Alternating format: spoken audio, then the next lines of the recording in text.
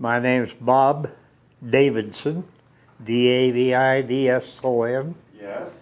I live in Cody, have for 45 years. I've spent most of my life in Wyoming. Yeah. It's a beautiful state. Yeah. I've ranched here. I've sold boots here. I established the largest private-owned herd of buffalo until Ted Turner got involved. Really? Had 2,200 head of buffalo at Gillette, Wyoming. Ted Turner? Yeah, there's still about 1,600 of those there. So it's still there? Yep, still in business. Can I see it later? Could you what? Can I see it later? Well, I could imagine you'd have to go to Gillette. That's about 180 miles from here. Yeah? Yeah, and I'm quite sure they would let you go out and see the buffalo. Excellent. Yeah, then I spent 8 years on the Little Buffalo Ranch, which is right west of it, and that is the oldest private-owned herd of buffalo in Wyoming. They've had buffalo since 1916. Got it. Yep. You can take the book away. And yeah, actually I met Ted Turner because he wanted to do something about North Korea, North Korean kids. Yeah. He wanted to give winter coats for the North Korean children. Yep. So I met him in Korea. Yeah. What is your birthday? 7 July the 2nd, 1932. 32. So July 2nd, 1932. Yes. Where were you born? Beloit, Kansas. Could you spell it? Beloit, and then Kansas, Kansas. Yes. Yeah. And you are now, how old are you? Now you 88. are 88. Just turned 88 in July. You look great, sir. I feel great. So, tell me about your family background when you were growing up. Your parents and your siblings. What was your father doing, mother doing, and how many siblings? Well, my father was a mechanic, and we moved from Beloit to Dillon, Montana, over the Big Hole country, because he was only making $9 a week for a 10-hour day, a 6-day week in Beloit. That was during the Depression, and he was working in Dillon. He got $18 a week for a 50-hour week. And so I grew up around Dillon, and then we left there in about 2 months before World War II to Longmont, Colorado, because my grandma was there, and she was old and nobody to take care of her. And so I spent some years in Longmont going to school, but I quit school in the 9th grade and came back to Wyoming, went to work on a ranch at Gillette, Wyoming, at the Rawhide Ranch, calving cows and breaking horses. I was 15 years old. So, you moved to Montana, and where did you finish your school? I didn't. I finished my school in Korea, at GSA. They had you could send in and take a test to get the equivalency of a high school. And then when I came back, I had earned enough credits. I went to college at CSU for just a couple semesters, and found out I wasn't smart enough to go to school. And from there, I launched out into rodeoing. I rodeoed for about 10 years. Then I went into construction, went to Korea. Yeah. Got it. So, when did you join the military? I didn't join it. They drafted me. Drafted. When Yeah. was it?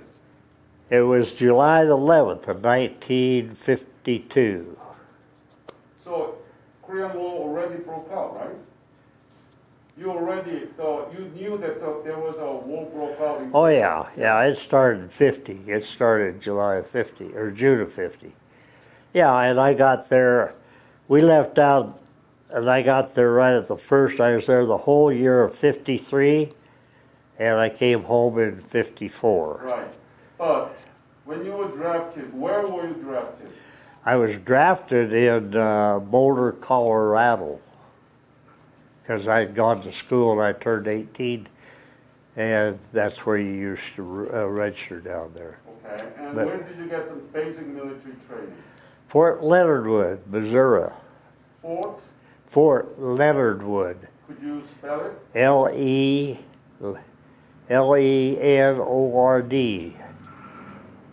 Fort Leonard Wood, Missouri.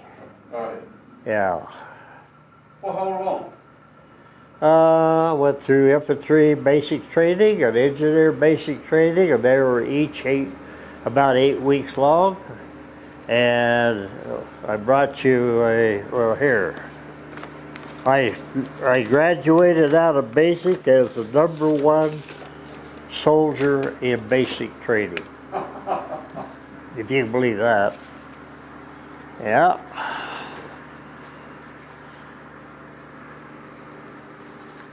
Right there's certificate that I was the #1 trainee.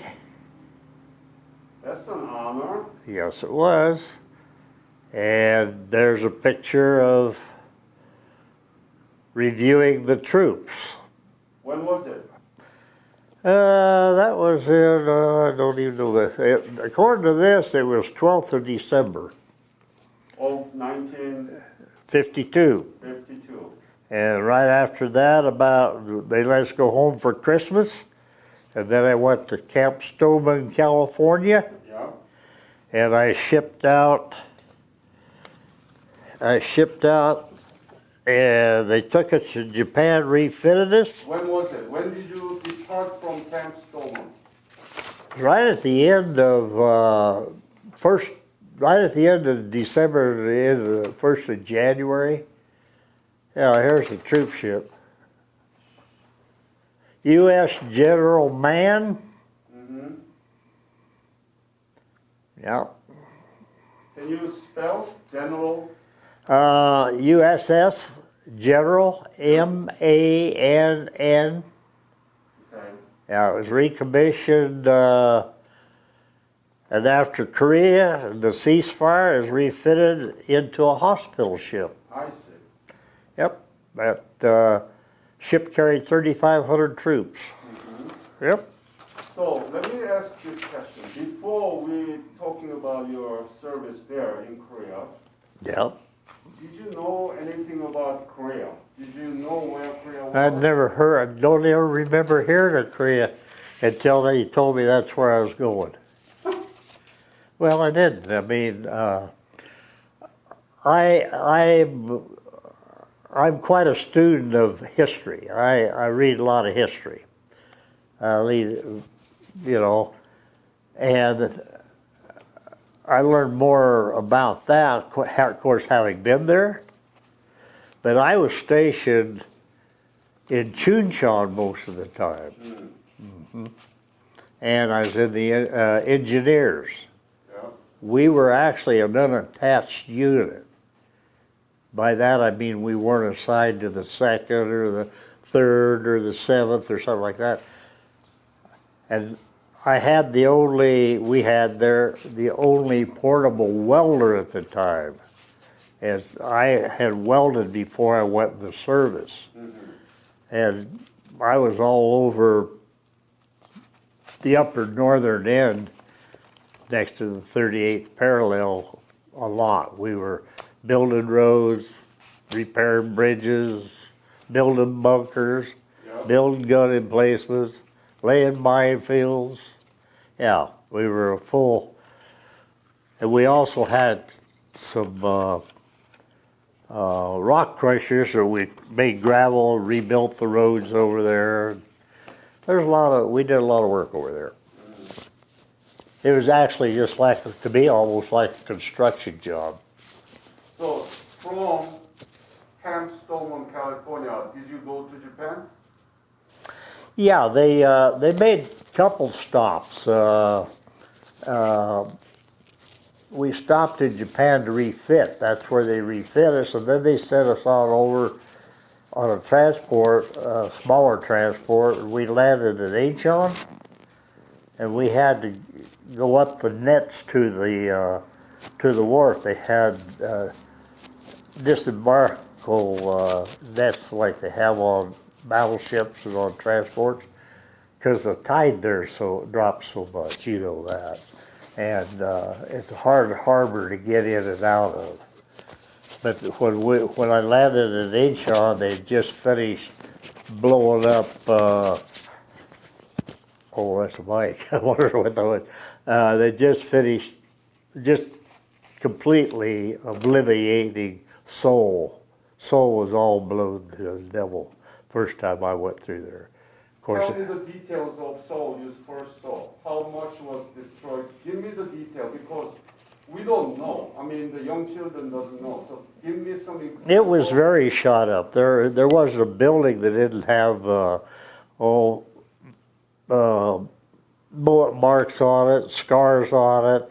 The railroad station there had all been machine gunned a lot, and a lot of mortars, a lot of artillery. Yeah, it was really in bad shape. I think Seoul, if I remember, been invaded. We were in and out of Seoul 3 different times from 1950 till we never lost again from that time when I landed there. Yeah. That's right. Yeah, and then they put us on, they loaded us on top, and it was cold. It was colder than the devil. Korea to me is a lot like Wyoming. The landscape's got mountains and prairies and rivers, and temperatures about like here. We get a lot of snow and get cold winters, and further north you go.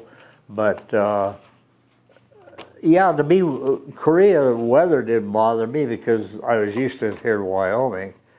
And I tell everybody I lived better when I was in the Army than I did before I went in, because I was living in tents and stuff. I lived in a sheep wagon for a couple of years over by Gillette. And sheep wagons, for those that don't know what are portable homes with canvas tops, and they're built on a wagon like the old prairie scooter. Yeah. Mm-hmm. Yeah. So pretty much was destroyed. Seoul? Yeah. Seoul was, Mhm. Seoul was, yeah, they were doing a lot of it just was a disaster is what it was. I mean, for the Capitol building there, Capitol to be shot up like that, and people didn't have places to live, they didn't have food, yeah, and well, they lived in everything. I mean, there was nothing thrown away. If you had an old cardboard box or a crate, they were using it for a house. Yes. And even Chuncheon, practically the only thing that I would say that was kind of in one piece in Chuncheon when I got there of the Korean buildings was the school and the Catholic Church. They were still standing. You can tell me because I'm not sure. But I think when I was in Korea, Chuncheon had been the 3rd largest city. Well, it was pretty leveled. Mm-hmm. And of course, people established living quarters there by using all the old tin. They'd wired together gallon cans and beer cans for roofs and just anything, any kind of a box. Well, we had to go in there and we took some cats and we made them leave their homes or where they were living, and we leveled that so we could build them a market because they had nowhere to get food. And we went in there and built them. We found a huge, well, as big as this room. It's, yeah, you could, in fact, I think it was even higher in where their sewage. They had a very modern sewage system there because, as you know, they used honey buckets. They'd come by and clean out all the latrines, and we wouldn't put any paper in there. And if we had paper, we'd burn it off or something like that. But we didn't realize that at one time they had a modern sewage in Chuncheon. And yeah, I can't even visualize what they tell me how modern Seoul and Chuchon, all that is today. I see pictures of it. I'm just amazed. I've been amazed. I've never been back since I left. I've been to China, been to Russia, and So you all went to the enemy state of the Korean War, but you've never been back to Korea. I've never been to Korea. I've been back to Japan. I've been, yeah, like I say, I went to Russia. My wife and I traveled a lot. I was on the road as a traveling salesman for a number of years, and we traveled a lot. We traveled to Egypt. We traveled to all the Scandinavian countries. So, yeah, but I've never been back to Korea. So what were you thinking when you saw this completely destroyed country when you were there for the first time? I mean, you said that you didn't know anything about Korea. Now you are there and you saw all those poor people and destroyed country. What were you thinking? Be honest. I was thinking felt very sorry for them. I've always been a champion here in the United States of the American Indian, and I've been on quite a few of the reservations, and I felt, well, you feel sorry for anybody. You can't help but feel sorry that they have no food, and they have no clothing, and a lot of the guys gave parts of the GIs, gave them candy, and whatever you had that you could give. And it's the only way they survived. And in fact, in the mess halls, when we finally got our mess halls set up, we were lucky. We had a mess sergeant, Sergeant Phillips, who had been on the World War II, the Japanese Bataan Death March. And I don't know if you know about those. They're kind of like Medal of Honor winners. Yeah. They don't have to go into a combat zone unless they want to, if they're in the Army as a lifetime profession. We had a commanding lieutenant that came over, and he came out of the ROTC, which is the military part of colleges. Mm-hmm. And he came over to the mess hall one day, and Phillips would have garbage cans set out there, and he would make us separate our food into those garbage cans that we weren't eating. Mm-hmm. And he made sure, because we used civilians as many as we could to help feed them in that. Our commander asked Phillips how come those Koreans were taking that GI food out of those cans, and he said, because they're hungry. And the commanding officer said, well, that's American food, they shouldn't be eating it. Phillips says, I'll run my kitchen. You go run the company. These people are hungry and they need that food. And that's the food your troops aren't eating, and I'm going to feed it to the Koreans. And we fed the Koreans that way. Wow. Yes. Yeah. And when the guys would write home, they'd tell their people at home to send them stuff so that they could give it to the Koreans. Clothing, whatever. I mean, yeah. You'd tear your heart out to watch them. Yeah.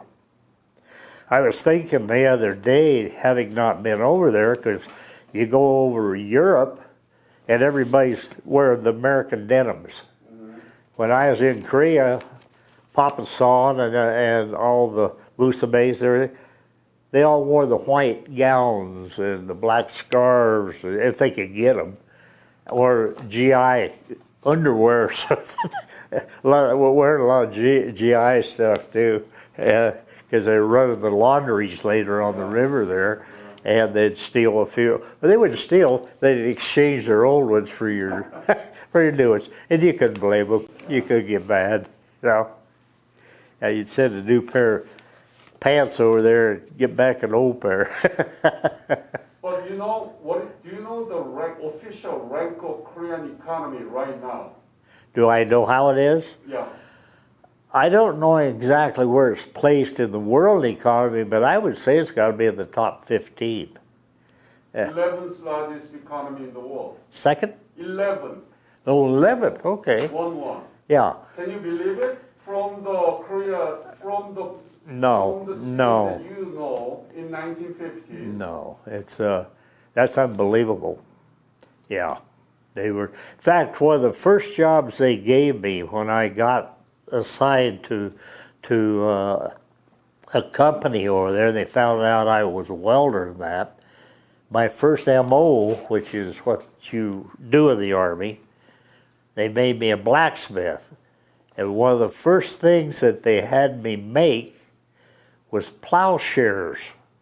I made 25 plowshares. Well, they still use cattle or humans to plow with there because the soil had been toiled a lot. Right. And your soil is quite silty where they were raising rice and stuff.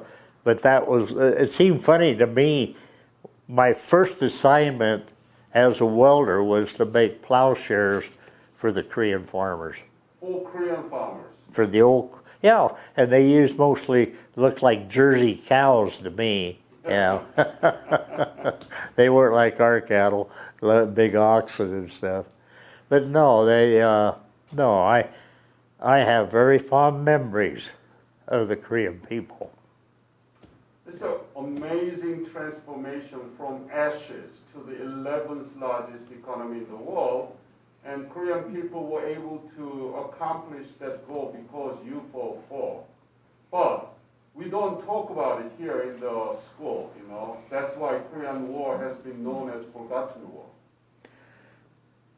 Well, yeah, our society at the time, we'd just come out of World War II. They didn't want to go back in another war. And that same thing happened after Korea when we had Vietnam. I see every reason in the world, and I think we're very right to have gone into Korea. Mm-hmm. I don't feel that way about Vietnam. Mm-hmm. I think that was an unnecessary thing we got involved in. But the trouble with war is the old guys start it and the young guys die for it. Yes. Yes. Yeah, that's the saying by somebody. Also, yeah, it's very political, and it shouldn't be. The damn politicians ought to stay out of the military and let the military run it, and well, they ought to stay out of our lives. Could you tell me exactly what was your unit? 439th Construction Engineers. Hold on. 439. Yeah, they call it like 49th, Yeah. 439th Construction Construction. Engineer Company, Yes. and that belongs to where? Did what now? That company, engineer company, belongs to what? That's what, the 8th Army. 8th Army. Yeah. As I say, we really weren't attached to any unit. We were sent wherever they needed something done and wanted it done now. So we were a very movable outfit. We had equipment. We could move our equipment fast. We were good on roads. We were good on bridges. We were good on bunkers. Hated minefields. God, I hated them with a passion. I hated them. Tell me about it. Well, minefields, and they have all kinds of equipment. They have flares and everything on tanks. But 99% of us was all done with a bayonet on our hands and knees and belly. And the trouble with the North Koreans, they would lay minefields, but they wouldn't map them. They weren't on any pattern. We even put in minefields and put up warning signs that this was a minefield. And of course, North or South Koreans the same language. So we let them know we'd put in minefields. They'd have, if they could find their way across it, fine. And they were pretty good at it. Gotta say, they're pretty good at it. Mm-hmm. Yeah. Did you yourself demine? I've helped put in a couple minefields, and I've helped take out a couple minefields. And I'd rather do damn near anything in the world than that. You're still in one piece. You are lucky. We are never- still, We never lost anybody. We never had anybody injured. We took our time, and we never got in a hurry. You don't get in a hurry in a minefield unless you're take a 50 caliber machine gun and start spraying and try to set off the, and a lot of those mines that the North Koreans used were very crude. They're homemade box mines with a pressure tripper on them. I mean, they had all kinds, and they did. The Orientals are very good at building booby traps, and I put that in a broad sense. That was true in World War II. It's true in Vietnam. It's true in Korea. And, they're very clever. they're good at building stuff. Yeah. how many were in your unit? I mean, 439 construction engineering company. Oh. How many were there? We were a company, and in that company you have, you got heavy equipment. You had a bunch that set up water distilling. I would say we had quite a huge company, probably 80 people in our company. 80 people? I'd say 80 people. There were several squads. I was trying to think how many. Most squad tents hold 6. You can crowd them if you want to. But I was trying to think how many tents there were there. And then, of course, we built officers' quarters later when we were able to get some building material, but up till then they all lived in tents. So, I can't tell you for sure how many's in that. What was your rank at the time? Rank in Korea was a rather odd thing because my permanent rank, when I came home, they dropped me from a master sergeant, which people don't understand the way the Army works. And Korea was a whole different way they did it. One, you rotated on points. If you were up on the line, say an infantryman, you're supposed to get 4 points a month. You're supposed to be able to rotate on 16 points. Yeah. Well, the difference is where your headquarters was. If your headquarters was back in a 2-point area, you only got 2 points. You can be online, but you didn't get 4 points, you got 2 points. Our headquarters, as they called it, was just like a 2-point most all the time. We spent a lot of time up on the front lines. We had 2 or 3 pushes to where the North Koreans were advancing on a certain point, and they were running out of ammunition, or they needed more sandbags on their artillery. Of course, your artillery is usually further back, and your bunkers need reinforcing and stuff. But on rank, when we signed the peace accord over there were guys that got injured, guys that rotated out of there, so they would put this guy in. Say I'm a corporal, and they'd rotated out 3 sergeants that were in charge of the squads or something. They'd move you up. I was jumped from corporal to staff sergeant. I never made buck sergeant. Okay, I'm going along. They rotate a bunch of guys out, or move them over in a different outfit or whatever. They'd move you up into another rank. Well, the rule there that people don't know about, I think you had to be in that rank 5 months to hold that rank. Okay, after the ceasefire, we had, in fact, I'll inject this, we were the first troops in the United States Army that was fully integrated with the colored guys. Did you know that? Integrated with what? Integrated with the colored guys, the Negroes. Oh. Okay? They were usually separate outfits, and they were usually in mess and medical and that, right? Well, when Korea started, we had depleted our armies down to where they integrated.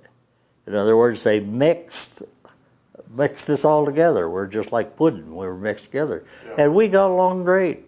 We got along great. They had in Korea, I believe, the 64th trucking, and it was a colored outfit, colored soldiers. They integrated them all over because they needed troops. And they didn't used to do that. World War II, World War I, all that, they were all separate, you know. Well, after the ceasefire, and a lot of them boys went up online and were assigned the infantry and everything else, they come up with you, if you're a master sergeant, you have to have the equivalency of, say, a high school diploma. Just use that. If you're an SFC, you had to be able to pass a 10th grade, right? If you're a staff sergeant, you had to be able to do a 9th grade. Just that's, I don't know for sure what standard they were using.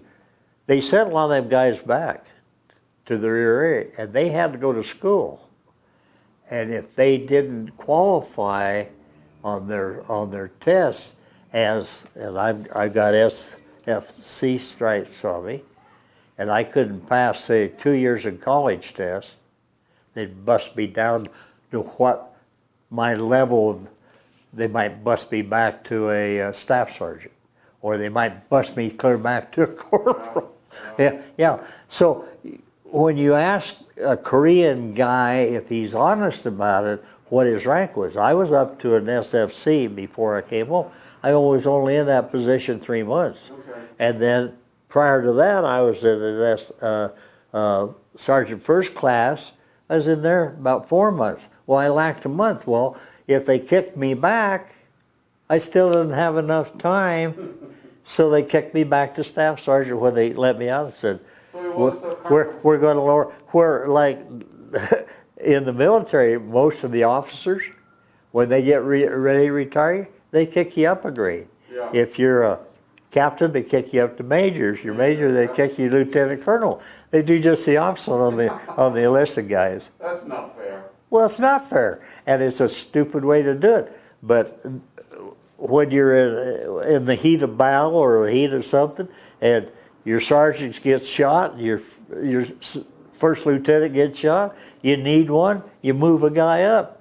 Here, you take his spot. Yeah. And you don't have time to give him a test. Let me ask this question.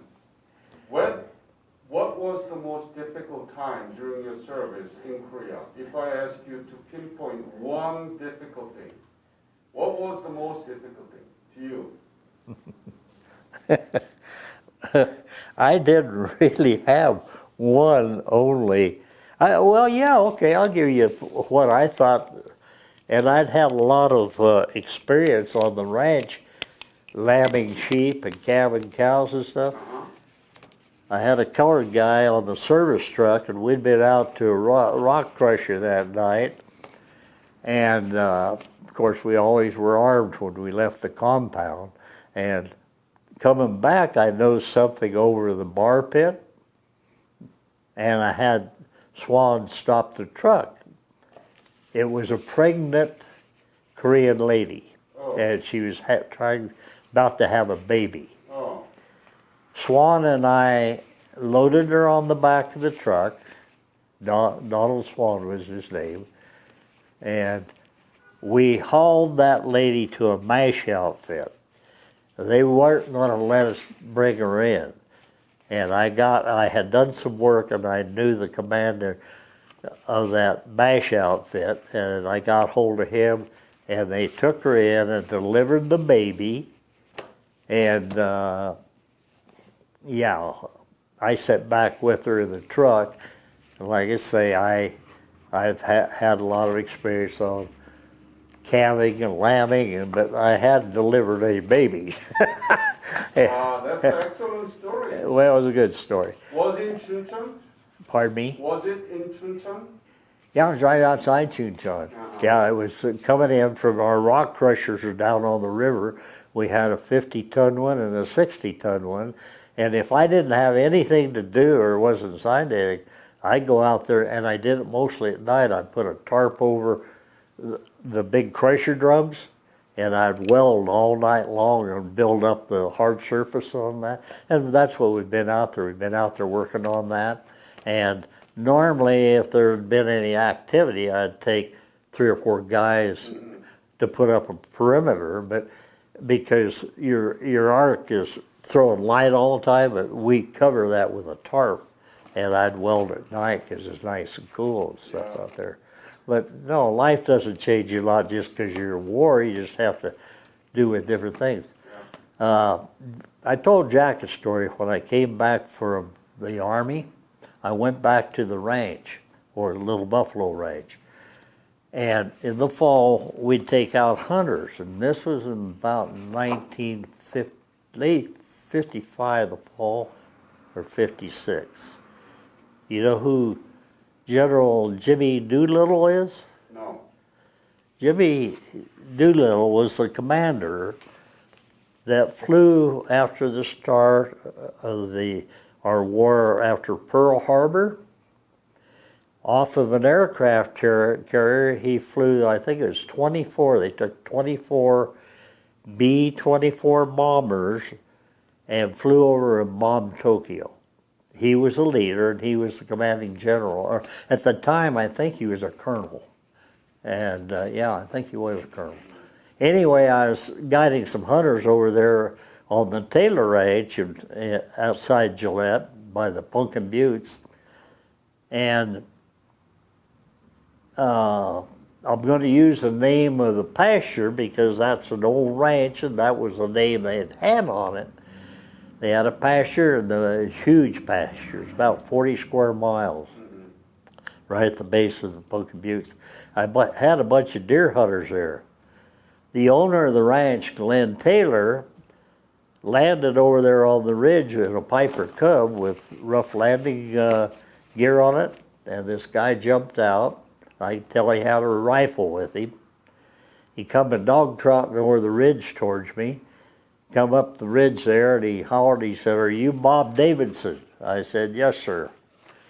It was General Jimmy Doolittle, and I took him hunting for 3 days, got him a nice mule deer. He was a small man, but tougher than a rock. And that was something that happened in my life that I was very proud of. Well, what about most rewarding moment during your service in Korea? Maybe that also applies to the Korean woman who was pregnant. Well, yeah, I mean, that's just something you do. I mean, I don't care if I was in Wyoming or Korea. I mean, I'd do that for anybody. I don't care where I was at. And I think most men from my walk of life would do the same thing. A lot of them had to.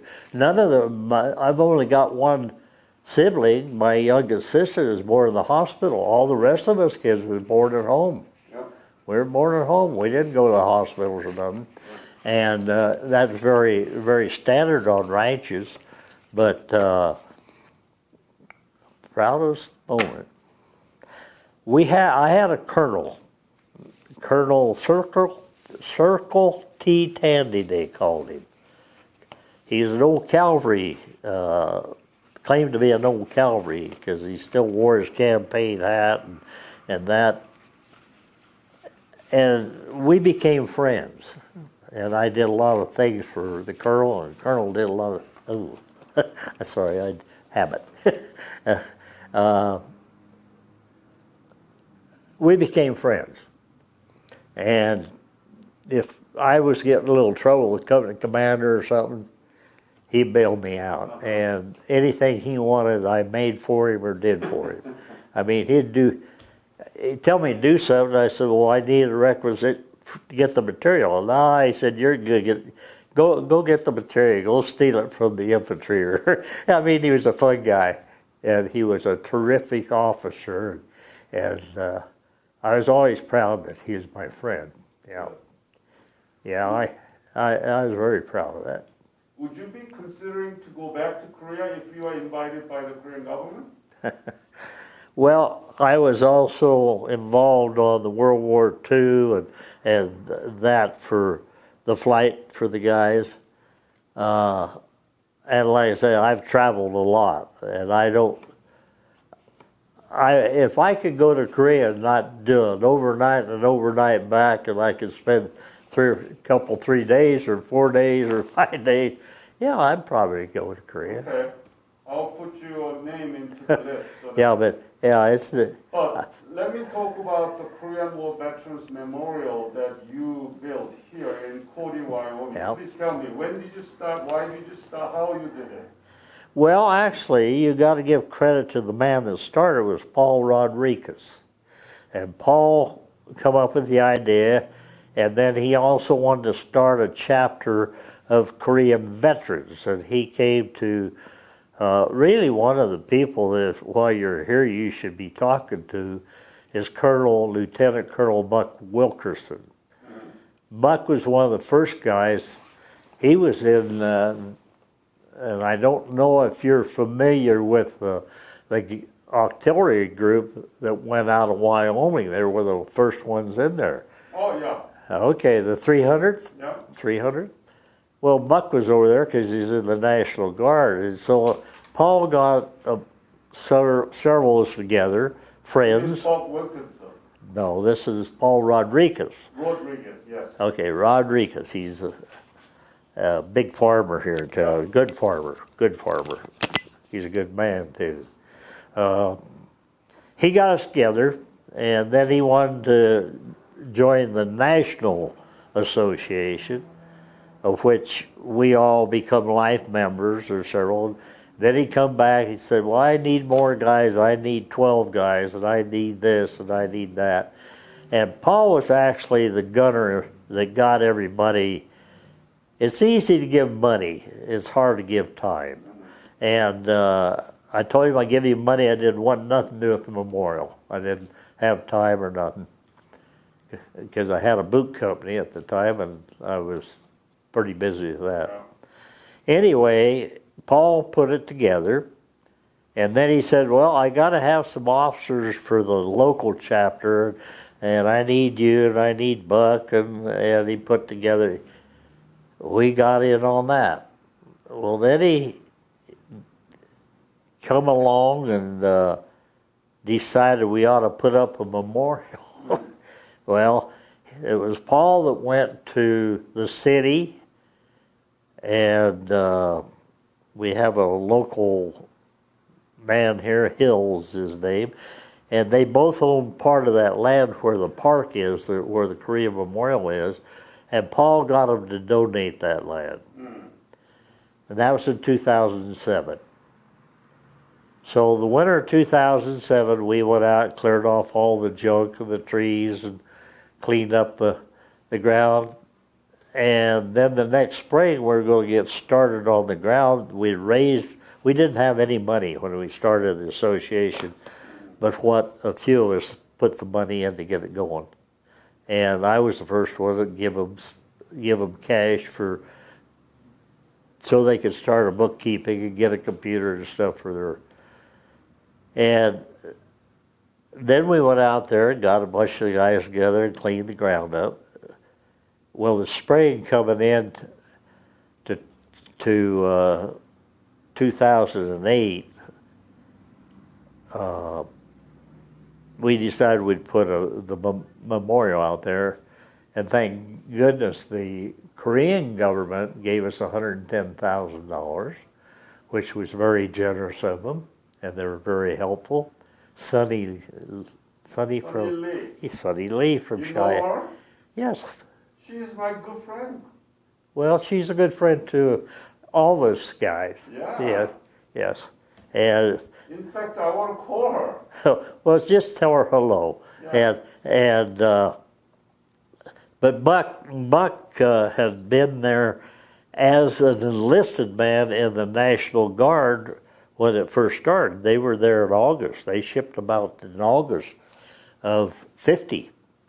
And then Buck later, he made a career out of the Army. His dad ranched out here, and he decided he didn't want to go back to ranching.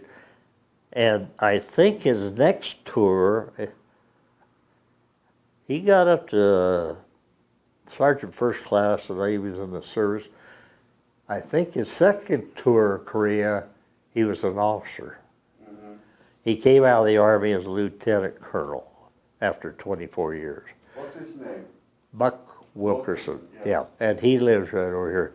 I'm surprised Jack hasn't got him lined up because he's very knowledgeable about Korea, and he's very knowledgeable about the military. He was one of the founding members, I believe, of Special Forces, and that's where he became an officer. Went to OCS. But anyway, we got started on it, and then Paul's son, Paul Rodriguez's son, is the one that designed the memorial. And then I got involved because I'd probably had more construction knowledge than the whole bunch put together, because I'd been a superintendent of construction down in Denver for Pearl Mac Homes, and we were the second largest home builders of housing in the United States when I was superintendent there. I was the superintendent of filing. I wasn't the construction. I was filing, but we built a couple parks, and we built a couple of golf courses and that, so I had quite a bit of knowledge of the landscaping of that. And I didn't have nothing to do. It worked very good for me. I enjoyed the work as long as the politicians kept their nose out. They're the ones that blew it all apart for Buck and I. But after 11 years, we built all the monuments that are out there. When did it finish? When did it finish? Yeah. Well, they just put a War Dog Memorial up, which Buck was the head of, got that going with a couple other guys. But they just dedicated that 2 years ago. So you started from 2007. Yes. And finished 2 years ago? About 2 years ago, they had That took a long time. Well, we added the memorial that was there was the Vietnam one, and they had started that in there in about 81 or something. And then we did the Korean Memorial, and then the governor of Wyoming and made a deal with Buck if we would make a park out of that and put a World War II, and they helped us the state helped us out a lot on the World War II, and he adjudicated that out there as the Wyoming State War Memorial Park. But they don't do a lot of work, the state, on it, no. Yeah, they don't. They don't adjudicate any money for it either, for the maintenance. The city takes care of the ground, because the city still owns the ground. All the memorials on there were volunteer money that, for the most part, Buck Wilkerson probably raised 75 or 80% of that money. Yeah. Were there any dangerous moments that you could be killed during the service in Korea? Oh, hell yeah. Tell me about it. Well, we like I say, there's a push-up online there, and we took up a convoy of ammunition and barbed wire, various things they needed. And while we're up there unloading, you unload mainly away from the line, but we took some stuff up online, and they had a couple mortar attacks, and even some artillery come in. Well, we had to hunker down and get in the back, in the bunkers of protection that they had there for the guys online. Yeah, there's just individual things like you've heard of Bed Check Charlie. Well, he showed up a couple of times. They finally got him, but hell, you never knew he'd fly over and drop a hand grenade out of his little biplane or something like that. He was just a nuisance, he was, but you never knew when he's coming in. We had several instances where they tried to infiltrate into our compounds and stuff like that. We didn't lose anybody in my company. Nobody got shot or killed. We had injuries, but it was mainly construction injuries. And you were, when you're up close to the line, like we took a railroad line out one time, they wanted the rails out there. We went up there and it's right up on where the battle line was. They put out infantry guys to kind of protect us while we're up there and that like that. You just never knew. The trouble with the Korean War, you didn't know a South Korean from a North Korean. Yeah. And any time we come in contact, we had a person we're in doubt of, we didn't interrogate them. The rocks interrogated them. And they did a damn good job of it. But they could do things we couldn't do. Hell, if we did some of the... that's where I learned that you don't kick a Korean in the butt. Very insulting. Yeah. When did you leave Korea? I left Korea, oh Lord, I was there almost 16 whole months. So I got out of the Army on the 11th of, I think it was 11th of July in Seattle at 55. No, I got out of the Army in 54. Uh-huh. Well, went in 52, and I was drafted for 2 years. But you arrived in Korea around January of 1953, right? No, yeah, I got there. No, I got there in January. My mind's not working on it. Yeah, because we left the first part of January, right after New Year's, and arrived in. It seemed to me like we're 3 weeks getting there by ship, because of the stop we made a couple places, but we spent about 3 days in Japan refitting, and then they sent us right over to Korea. Looking back all those years, you never knew anything about Korea, but you were there in a very critical part of the Korean War history. You never been back to Korea, but you know Korean economy and so on. Yeah, what is Korea to you personally? Well, I wish him well, and I'm proud that we kind of stopped communism in the world's growth about that time, and that we maintained a relationship to where they could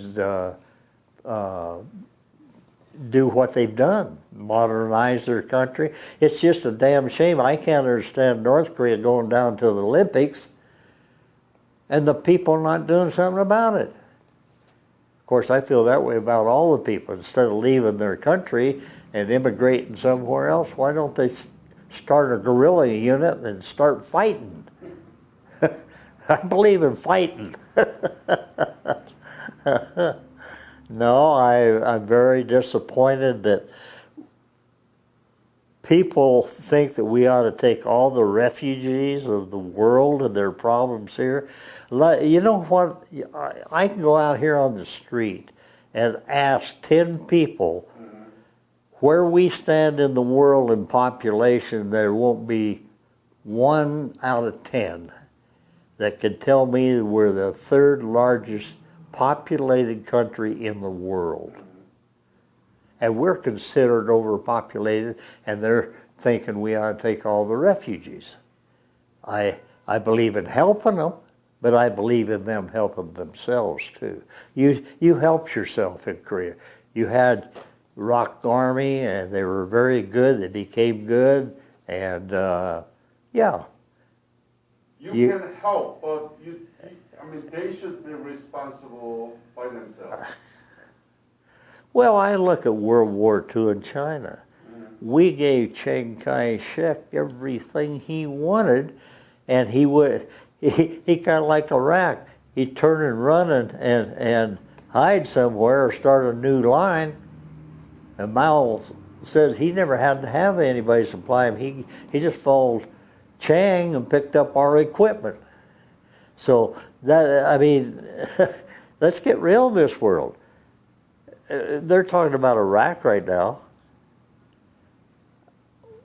How long does it take to train soldiers? We got training over here 16 weeks. Yeah. Yeah. During World War II, they're lucky if they got 6 weeks before they were sent out. And I think the people should quit wanting everybody else to do their work for them. I'm willing to help you, but I don't see where I should be in front of you to die. No. This year is the 70th anniversary of the Korean War. Yes, it is.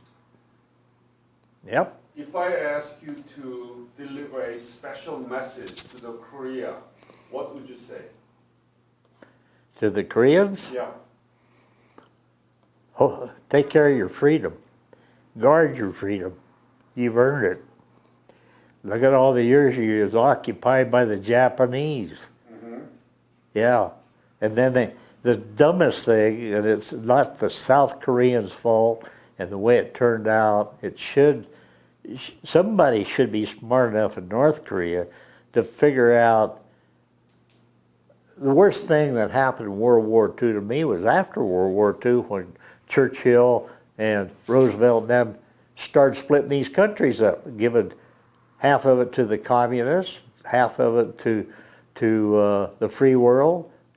But look at Germany, did the same damn thing there. Look at poor old Poland. There's a country you can really feel sorry for too, just like you people. Yep. Yeah. But I'm very proud of what the South Korean people have done. I don't have the answer for the North. They're going to have to get rid of certain people. You know, certain people got to die sometimes. Right. Yeah. Even in our country, certain people should be dying.